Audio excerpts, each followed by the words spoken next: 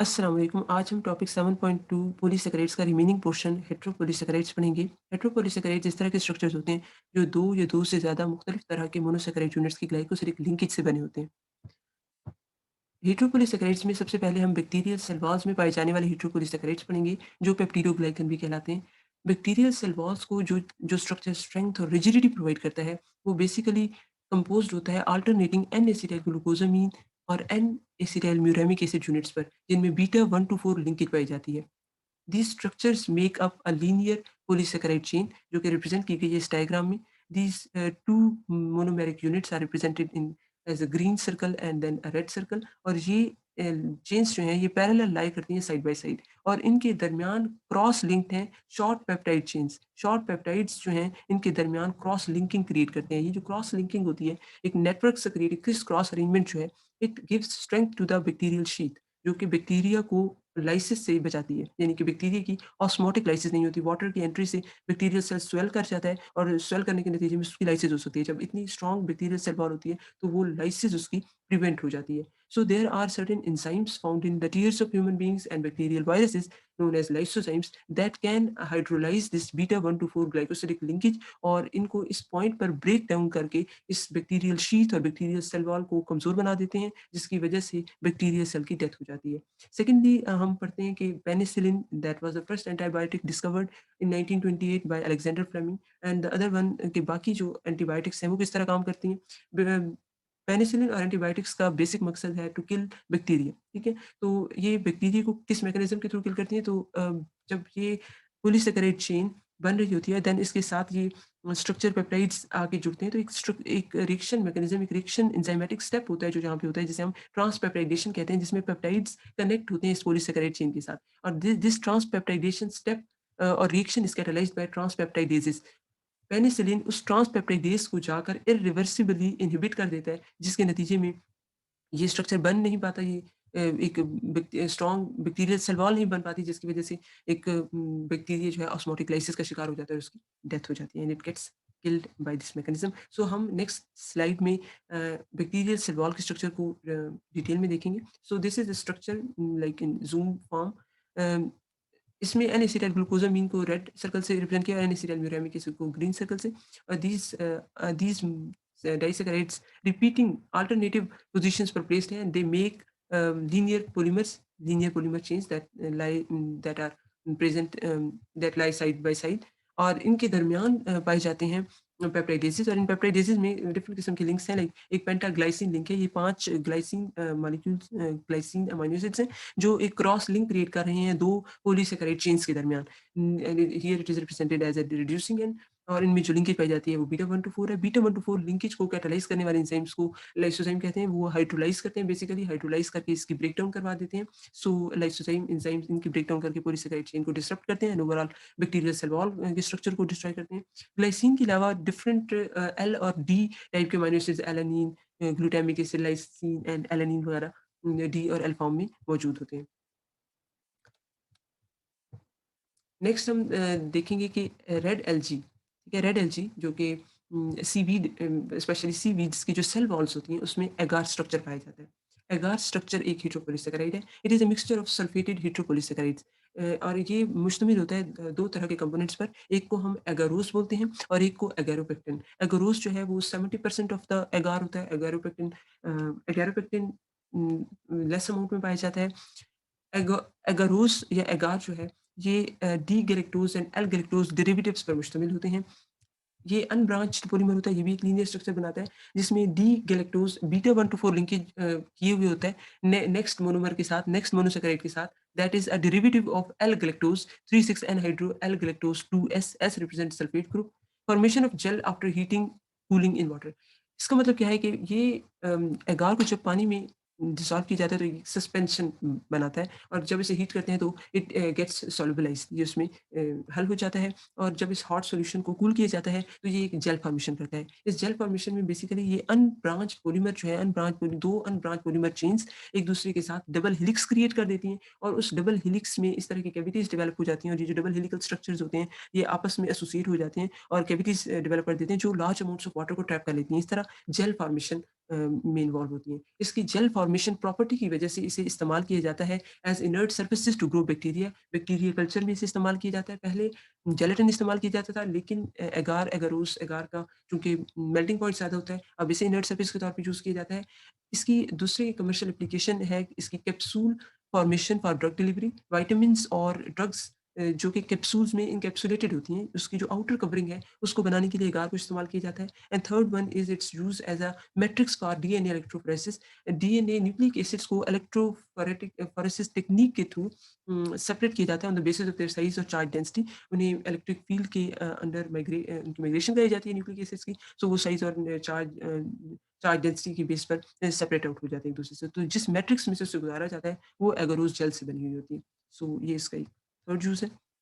इसका स्ट्रक्चर हम डिटेल में देखेंगे कि एगरोस जो है वो किस स्ट्रक्चर को मुश्तमिल है। यहाँ पर जो स्ट्रक्चर ड्रा किया हुआ है एगरोस का, ये एक एगरोबायोस यूनिट है।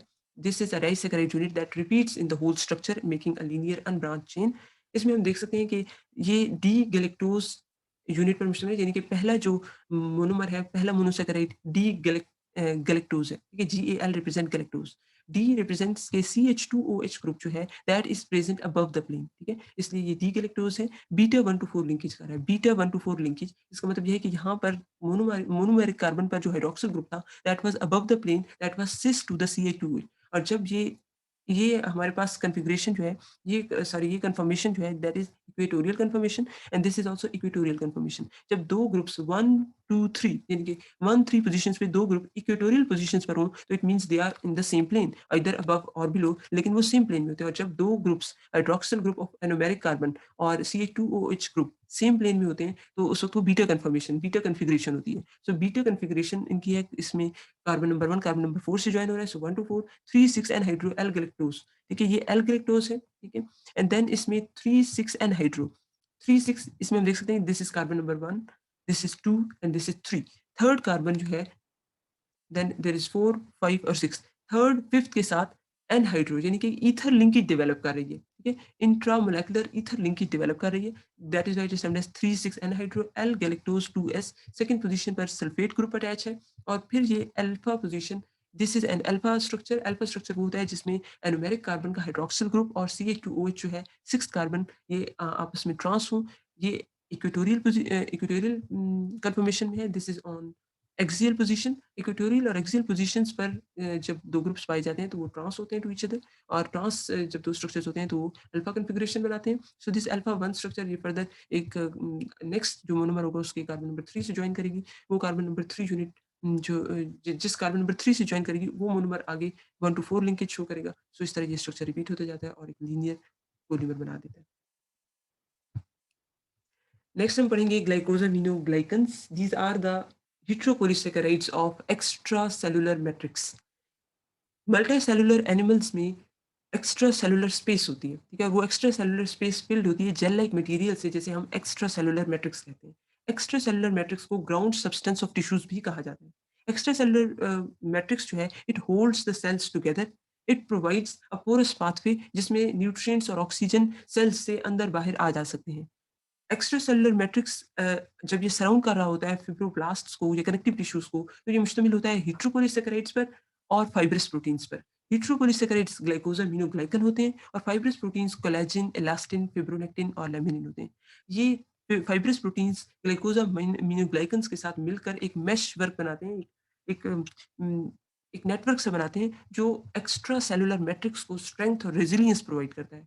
ग्लाइकोसामिनोग्लाइकन्स क्या होते हैं, ठीक है? जैसे कि स्ट्रक्चर से क्लियर है कि ये एक हेटेरोपॉलीसैकेराइड है and this is a linear polymer of repeating disaccharides. इसमें जो डाइसैकेराइड्स में जो मोनोसैकेराइड्स होते हैं, वो या तो एक अमाइनो शुगर होता है और दूसरा हमारे पास एक शुगर एसिड होता है। अमाइनो शुगर में हम एन एसिटाइल ग्लूकोसामीन और एन एसिटाइल गैलेक्टोसामीन होते हैं, यूजुअली हमेशा यही होते हैं। और यूरानिक एसिड शुगर एसिड है जिसमें कार्बन नंबर 6 जो है वो ऑक्सीडाइज्ड होती है। सो यूरानिक एसिड डी ग्लुक एसिड या एल आई यूरानिक एसिड होता है। ये ग्लाइकोसामीन स्ट्रक्चर ग्लाइकोसामिनोग्लाइकन्स जो है ये एनिमल्स और बैक्टीरिया वगैरह में पाए जाते हैं। They are unique to animal and bacteria but not found in plants. इनमें सल्फेट ग्रुप्स भी मौजूद होते हैं and high density of negative charges. So what does it represents high density of negative charges? आप देख सकते हैं कि इन स्ट्रक्चर्स में सल्फेट ग्रुप्स भी पाए जाते हैं and there are uronic acid में कार्बोक्सिलेट ग्रुप भी पाए जाते हैं क्योंकि ये हाईली ऑक्सीडाइज्ड स्टेट में होता है। इसमें कार्बोक्सिलेट ग्रुप्स हैं, सल्फेट ग्रुप्स हैं, तो ये ओवरऑल स्ट्रक्चर पर नेगेटिव चार्जेस की डेंसिटी बहुत ज़्यादा हो जाती है। ये नेगेटिव चार्जेस एक दूसरे को रिपेल ना करें इसलिए ये स्ट्रक्चर जो है एक्सटेंडेड कन्फर्मेशन इख्तियार कर लेता है। रॉड लाइक हेलिक्स बना लेता है जिसमें जो नेगेटिवली चार्ज स्ट्रक्चर्स हैं वो एक दूसरे से मैक्सिमम सेपरेशन पे होते हैं so in order to minimise their repulsion. Specific recognition by protein ligands ये जो नेगेटिवली चार्ज्ड सल्फेट ग्रुप्स होते हैं, ये सल्फेट और नॉन सल्फेट स्ट्रक्चर्स जो हैं जब एक रिपीटेड पैटर्न बनाते हैं तो certain protein ligands can specifically recognise such structures and make non covalent interactions, electrostatic interactions with such structures attached to extracellular proteins. और जब ये एक्स्ट्रासेलुलर प्रोटीन्स के साथ इंटरेक्शंस करते हैं, कोवेलेंटली बाउंड होते हैं तो प्रोटियोग्लाइकन की फॉर्मेशन करते हैं। नेक्स्ट हम देखेंगे ग्लाइकोज़ामिनोग्लाइकेंस के स्ट्रक्चर को कि वो एक्स्ट्रा सेलुलर मैट्रिक्स को किस तरह बनाते हैं। सो यहाँ पर एक सेल दिखाया गया है, ये सेल का इंटीरियर है, this is um, lipid bilayer, ठीक है? ये सेल मेम्ब्रेन है और सेल मेम्ब्रेन के बाहर जो है एक्स्ट्रा सेलुलर स्पेस है that is filled with gel like material termed as extra cellular matrix. और एक्स्ट्रा सेलुलर मैट्रिक्स जो है ये एक नेटवर्क पर मुश्तमिल है प्रोटियोग्लाइकन, फिब्रोनेक्टिन और cross linked fibres of collagen, यानी कि इनके एक मेशवर्क, इनके एक नेटवर्क पर मुश्तमिल है जो स्ट्रेंथ और टेंसाइल स्ट्रेंथ और रेजिलियंस प्रोवाइड करता है ओवरऑल होल स्ट्रक्चर को, टिश्यूज को, ऑर्गन्स को शेप देता है। ठीक है, this is an integrin protein जो कि सेल के इंटीरियर और एक्सटर्नल पोर्शंस को आपस में इंटरकनेक्ट करती है। So this is a visualized form of how an extracellular matrix exists. Repeating disaccharides of glycosaminoglycans. Repeating disaccharides इसमें हायालूरोनिक एसिड हम पढ़ेंगे जो कि 50,000 रिपीटिंग यूनिट्स पर मुश्तमिल होता है। हायालूरोनिक एसिड का जो बेसिक डाइसैकेराइड है बेसिकली वो ग्लूकुरोनिक एसिड और एन एसिटाइल ग्लूकोजामीन पर मुश्तमिल होता है जिसमें बीटा 1 टू 3 लिंकेज होती है। ग्लूकुरोनिक एसिड में आप कार्बोक्सिलेट स्ट्रक्चर देख सकते हैं एंड ये स्ट्रक्चर जो है बेसिकली नेगेटिव चार्ज डेंसिटी या इस स्ट्रक्चर को high negative charge density provide करते हैं। हायालूरोनिक एसिड हायाल वर्ड ग्रीक वर्ड से निकला है जिसका मतलब होता है ग्लासी ट्रांसल्यूसेंट अपीयरेंस। ठीक है, ये क्लियर और हाईली विस्कस सॉल्यूशंस बनाते हैं। ये साइनोवियल फ्लूइड में पाए जाते हैं जो जॉइंट्स के दरमियान पाए जाते हैं। दे सर्व एज लुब्रिकेंट्स। ये आई के विट्रस ह्यूमर में पाए जाते हैं जहाँ पे ये एक जेल लाइक कंसिस्टेंसी प्रोवाइड करते हैं आई को। ये एक्स्ट्रा सेलुलर मैट्रिक्स का भी एक अहम हिस्सा है जहाँ पर ये एक्स्ट्रा सेलुलर मैट्रिक्स के बाकी तमाम कंपोनेंट्स के साथ नॉन कोवेलेंट इंटरेक्शंस करते हैं और स्ट्रक्चर को टेंसाइल स्ट्रेंथ और इलास्टिसिटी प्रोवाइड करते हैं। हायालूरोनिडेज इस तरह के ये हाइड्रोलेजेस होते हैं, ये लाइसोसोम्स में पाए जाते हैं। हाइड्रोलेजेस होते हैं जो हाइड्रोलिसिस करते हैं ग्लाइकोसिडिक लिंकेज ऑफ हायालूरोनिड, यानी इस बीटा 1 टू 3 लिंकेज को ब्रेक करने के कैपेबल होते हैं। इनकी ब्रेकडाउन करके अगर इनकी ब्रेकडाउन हो जाए, जिस तरह के कुछ पैथोजेनिक बैक्टीरिया इस तरह की ब्रेकडाउन कर सकते हैं, तो वो टिश्यूज़ को इन्वेड कर सकते हैं और स्पर्म्स में भी हायालूरोनिडेज होते हैं जो ओवम के बाहर ग्लाइकोज़ामिनोग्लाइकेंस की लेयर को ब्रेक डाउन करते हैं और स्पर्म पेनिट्रेशन में हेल्प करते हैं। Next one is chondroitin sulphate. Chondroitin कॉन्ड्रोस वर्ड ग्रीक वर्ड से निकला है जिसका मतलब है उम, कार्टिलेज। कार्टिलेज ये टेंसिल स्ट्रेंथ प्रोवाइड करते हैं cartilage, tendons, ligaments and the walls of aorta को। कॉन्ड्रोइटिन 4 सल्फेट का स्ट्रक्चर जो है 20 टू 60 रिपीटिंग डाइ इन इस डाइसैकेराइड यूनिट्स, ये 20 से 60 डाइसैकेराइड यूनिट से मिलकर बना होता है। इसमें ग्लूकुरोनिक एसिड और एन एसिटाइल गैलेक्टोज़ामीन है जिसके 4th कार्बन एटम पर सल्फेट ग्रुप है। It provides tensile strength to cartilage, tendons, ligaments and the walls of aorta. Dermatan sulfate ये स्ट्रक्चर बिल्कुल कॉन्ड्रोइटिन सल्फेट की तरह होता है, लेकिन इसमें फ़र्क ये होता है कि इसमें ग्लूक्यूरोनेट की बजाय यहाँ पे आइड्यूरोनेट होता है जो कि C5 एपीमर है ग्लूक्यूरोनेट स्ट्रक्चर का। ये स्किन को फ्लेक्सिबिलिटी प्रोवाइड करता है, ब्लड वेसल्स और हार्ट वाल्व्स में पाया जाता है। ग्लूकोज़ामिनोग्लाइकेंस में नेक्स्ट स्ट्रक्चर जो हम पढ़ेंगे that is keratin sulphate. Keratin केरा से निकला है जिसका मतलब है हॉर्न। इसका स्ट्रक्चर अगर हम देखें तो ये 25 repeating units of this disaccharide, इस डाइसैकेराइड के 25 यूनिट्स कंबाइन करके केराटिन सल्फेट बनाते हैं। ये इसमें कोई एसिड नहीं होता, ये एक्सेप्शनल ग्लाइकोज़ामिनोग्लाइकन है जिसमें कोई एसिड नहीं होता, शुगर एसिड नहीं होता, बल्कि एक शुगर मॉलिक्यूल गैलेक्टोज़ है एंड एन एसिटाइल ग्लूकोज़ामीन 6s यानी कि 6th कार्बन के साथ सल्फेट ग्रुप अटैच है। It is present in cornea, cartilage and bone and it is also present in some structures that are found from dead cells like horn, hair, hooves, nails, claws. इन सब में keratin sulphate ग्लाइकोज़ामिनोग्लाइकन पाया जाता है। Heparin heparin structure यहाँ पे show किया गया, ये 15 से 90 disaccharide units repeating disaccharide unit से मिलकर बनता है। इसकी वेरिंग साइज़ हो सकते हैं। इसमें जो 2 स्ट्रक्चर शो किए गए हैं, ये ग्रुप ज़ीरोनेट और आइसोज़ीरोनेट दोनों से मिलकर बन सकता है। इसमें सेकंड पोज़ीशन पर हमारे पास सल्फ़ेट ग्रुप अटैच है, ये अल्फ़ा 1 टू 4 लिंकेज किए होता है, एन-एसिटाइल, एन-सल्फ़ेट ग्लूकोज़ामीन स्ट्रक्चर, और इसमें थर्ड पोज़ीशन पर एंड देन सिक्स्थ पोज़ीशन पर भी सल्फ़ेट ग्रुप्स अटैच हैं। So heparin is highly sulphated structure. Heparin sulphate में हेपेरिन सल्फ़ेट की ही एक फ़ॉर्म है। ये हेपेरिन जो है, हेपेरिन सल्फ़ेट का ही स्ट्रक्चर है जो इंट्रासेल्युलर मास्ट सेल्स से प्रोड्यूस होता है। Mast cells, um, these are leukocytes और these are termed as immune cells, वहाँ से ये प्रोड्यूस होता है और ये एंटी कोएगुलेंट होता है। ये बेसिकली थ्रोम्बिन, जो कि क्लॉटिंग फैक्टर होता है, जो ब्लड की क्लॉटिंग करवा देता है, उसको प्रिवेंट करने वाला जो एंजाइम होता है एंटी-थ्रोम्बिन प्रोटीज़, उसको जाके एक्टिवेट करता है। वो थ्रोम्बिन को जाके प्रिवेंट करता है कि वो क्लॉटिंग ना करे, प्रिवेंट करे।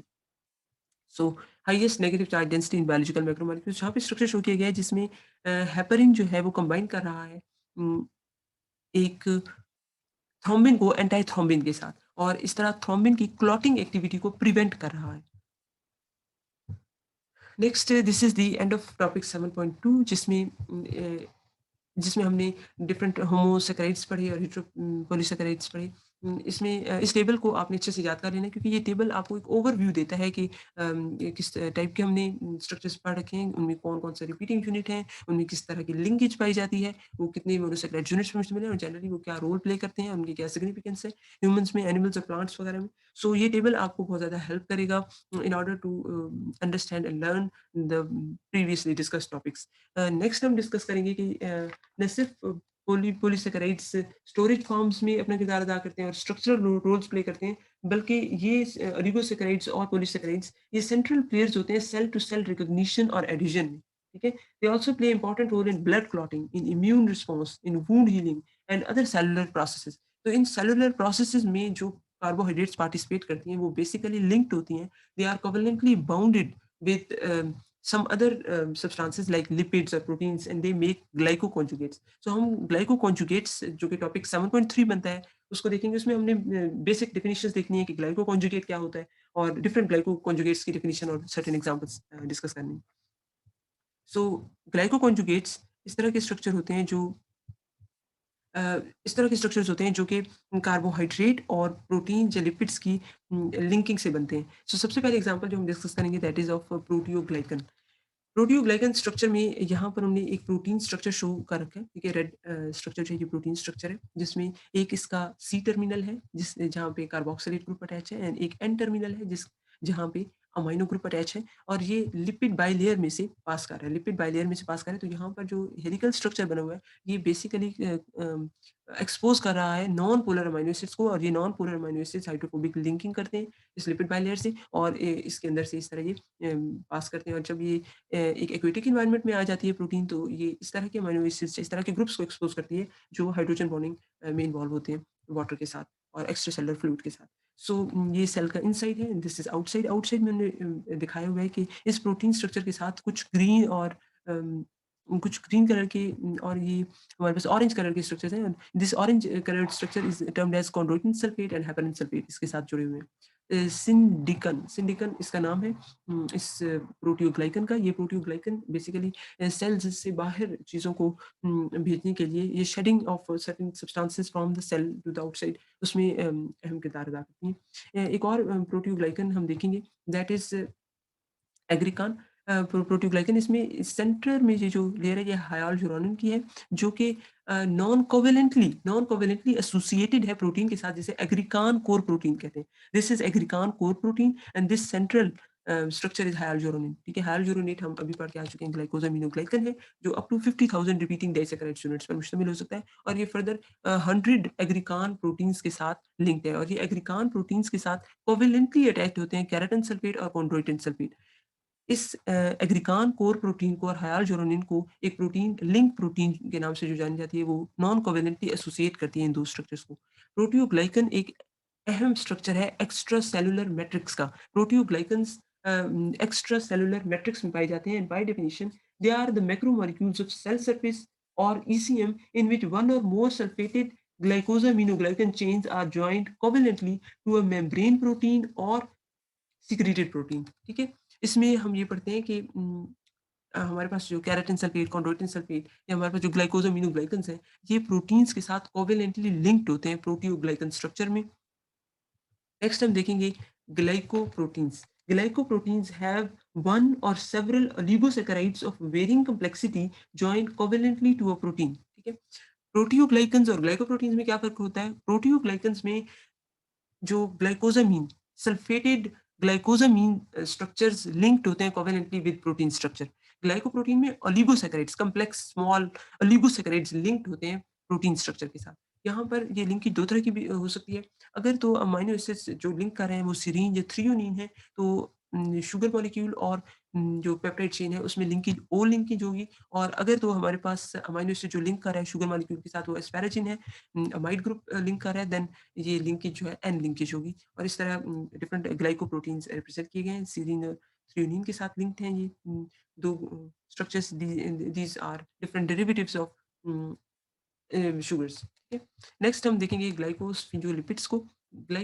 स्फिंगोलिपिड्स आर इसमें बेसिकली कार्बोहाइड्रेट्स कोवेलेंटली लिंक्ड होते हैं लिपिड्स के साथ, और ये जो स्ट्रक्चर पर्टिकुलरली दिखाया गया है, ये बैक्टीरिया का पॉलीसैकेराइड लिपिड है, लिपोपॉलीसैकेराइड है। इसमें लिपिड के जो 6 फैटी एसिड मॉलिक्यूल्स 1, 2, 3, 4, 5, 6 ये 6 फैटी एसिड मॉलिक्यूल्स जो हैं, और हमारे पास ग्लाइकोज़ामिन फॉस्फोराइलेटेड ग्लाइकोज़ामिन स्ट्रक्चर जो है फर्दर sugar molecules के साथ कनेक्टेड है। So this lipoprotein is an example of glycosphingolipids. Glycosphingo neuron cells जो है वो ग्लाइकोस्फिंगोलिपिड्स कंटेन करते हैं, और ये नर्व सेल की कंडक्शन और माइलिन फॉर्मेशन में अहम किरदार अदा करते हैं। So that was topic 7.3। आपने सिर्फ इसका इंट्रोडक्शन और सर्टेन डेफिनिशंस इसमें से ये 3-4 डेफिनिशंस देख लेनी है, और आज हमने कार्बोहाइड्रेट्स के जनरल एस्पेक्ट्स डिस्कस कर लिए। ओके।